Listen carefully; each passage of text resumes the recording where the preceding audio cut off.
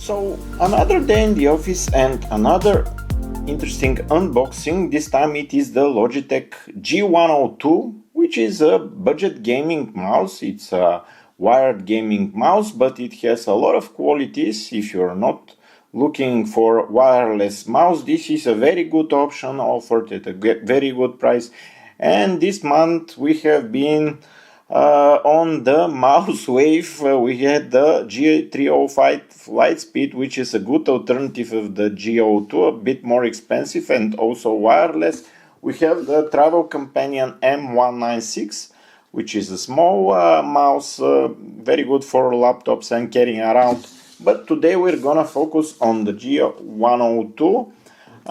We have the white color. I believe it's also offered in black. I don't know about other colors, and today we're gonna unbox it and talk about the main features and specification of this mouse. So if you're interested in mouse unboxings and reviews, check my channel. There's a lot of videos dedicated on some of the popular gaming and office mouse options that you have on the market these days.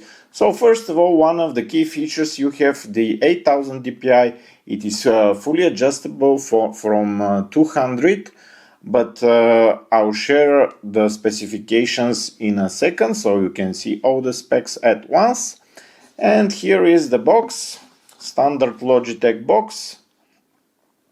Some key features: 6 buttons, 8000 dpi, and of course we have the Lightsync. The Lightsync, you can see it here around the mouse. We're gonna do full review in one of our next videos where we'll test it and share more about the user experience of this mouse. So now let's continue to the unboxing of the G102. Let's cut this open real quick, put this on the side and see what's inside the box. Okay, so we see the cable. I believe it's 2.1 meter cable, pretty long, or long enough for most users. And as you can see, it's a Type A, regular USB slot. And it's, as far as I know, plug and play mouse, so you just plug it in your computer.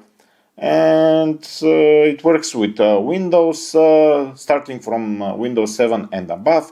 Also Mac OS, starting from the 10th version and above, and also Chrome OS as well. So let's put this on the side and see what else might be inside. So you see in the box nothing else besides for some instructions and nothing else, since this is a cable mouse, probably powered through the USB cable and doesn't require battery. But let's see, it's around 85 grams.